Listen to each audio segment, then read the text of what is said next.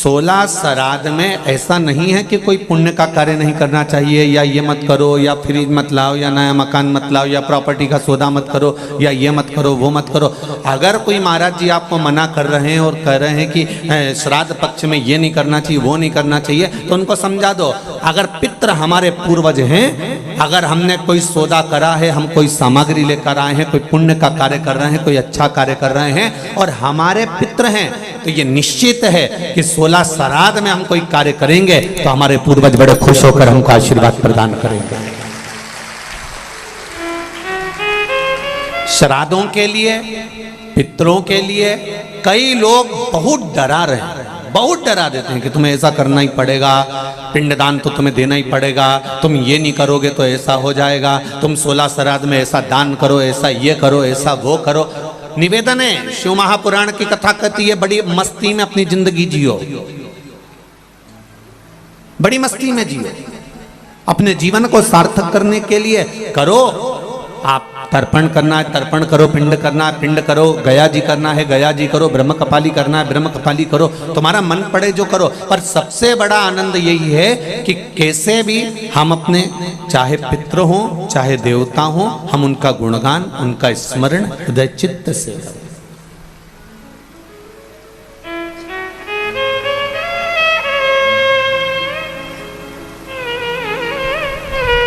खूब करो। मृत्युलोक, और मृत्युलोक के ठीक ऊपर है पितृलोक,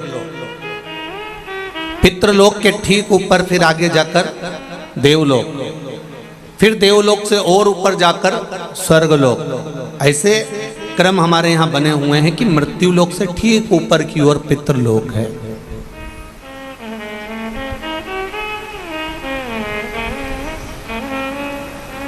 स्वयं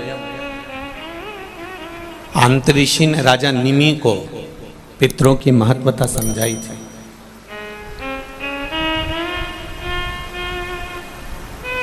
और शिव महापुराण का श्री बालाजी, श्री हनुमान जी, श्री हनुमत शिव महापुराण की जो कथा 5 दिवसीय चल रही है, इसमें एक स्मरण करिएगा।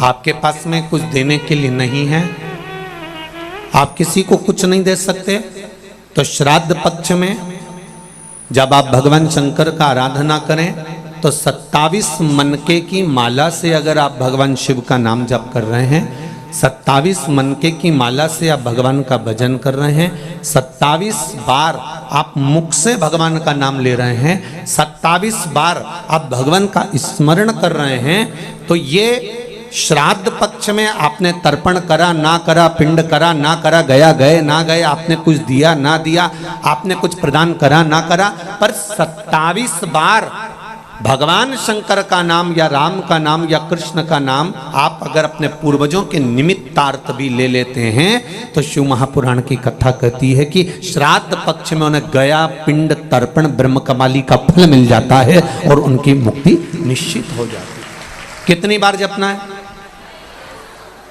केवल 27, केवल 27, उससे ज्यादा कुछ।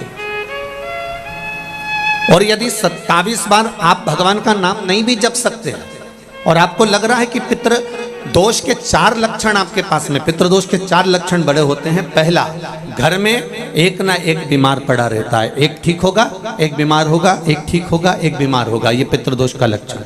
दूसरा, 1 रुपये कमाया, 1.25 रुपये खर्च हो रहा है, कहीं ना कहीं पैसा आके रखाता है और 2-3 दिन में पैसा चले जाता है, साथ में रखा हुआ भी धन जा रहा है, पितृदोष का लक्षण है। तीसरा, घर में जितने सदस्य हैं आपस में किसी ना किसी बात के पीछे उनमें क्लेश बना रहता है, मन मुटाव बना रहता है, थोड़ी थोड़ी बात में कुछ ना कुछ क्लेश हो जाता है। 5वां, घर के बच्चे चिड़चिड़ प्रवृत्ति के होते जा रहे हैं, तो ये 4 लक्षण पितृदोष के बताए हैं। इन पितृदोष का निवारण आप गया जी चले जाएं, ब्रह्म कपाली करा लें, या तर्पण दे दें, या पिंड दे दें, उससे अधिक फल शिव महापुराण की कथा कहती है। आप शंकर भगवान के मंदिर में जब 1 लोटा जल लेकर जाते हैं, शिव जी को 1 लोटा जल जब समर्पित करते हैं, तो उस जल को धीरे धीरे 27 बार आप पंचाक्षर मंत्र, षडाक्षर मंत्र या श्री शिवाय नमस्तुभ्यम बोलकर अपने पूर्वजों का स्मरण कर जो 16 दिन उस एक ही कलश, बार बार 27 बार कलश नहीं भरना है। जो लोटा भरकर लेकर गए हो, कलश भरकर लेकर गए हो,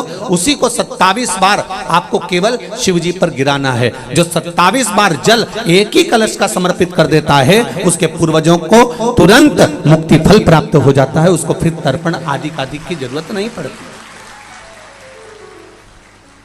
जल तो रोज चढ़ाते हो ना आप लोग, रोज जाते हो ना।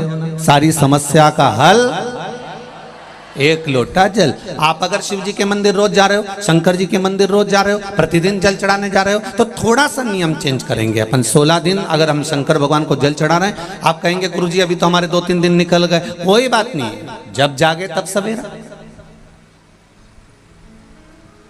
कोई जरूरी है कि वो पीछे के 2-3 दिन निकल गए तो हम कैसे नहीं। आप कल से प्रारंभ कर दो कि शिव जी के मंदिर में जब जल चढ़ाने जाओ तो जल को 27 बार धीरे धीरे कर कर चढ़ाना प्रारंभ करिए। 16 श्राद्ध पूरे होंगे, नवरात्रि आएगी, दीपावली आएगी, और नवरात्रि से और दिवाली के बीच में आपको खुद ये फल प्राप्त हो जाएगा कि आपने 27 बार जो जल चढ़ाया है उसका फल मिला कि नहीं मिला, आपको मिला कि नहीं मिला, घर में शांति हुई कि नहीं हुई, घर में आनंद आया कि नहीं आया, संपदा बढ़ी कि नहीं बढ़ी, वैभव आया कि नहीं आया। केवल 16 दिन पूर्ण हुए, नवरात्रे और दिवाली के बीच का समय आप अंदाजा लगाकर बैठ जाए।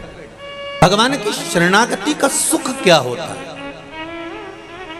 भगवान की शरणागति का फल क्या होता है। महाराज, एक पक्षी सागर के तट पर, समुद्र के तट पर थोड़ी देर का सत्संग करता है, भजन करता है, कीर्तन करता है किसी संत की शरणागति में बैठकर, तो वो सागर पार जो माता सीता लंका में बैठी है उनको देख लेता है।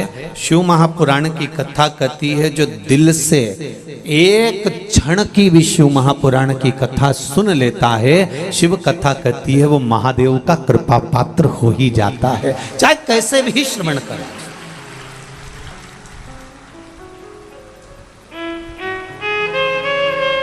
आप दिल से बस उसको स्मरण करो। 27 बार नाम ले लो या 27 बार जल समर्पित कर लो, या 27 मनके की माला से स्मरण कर लो।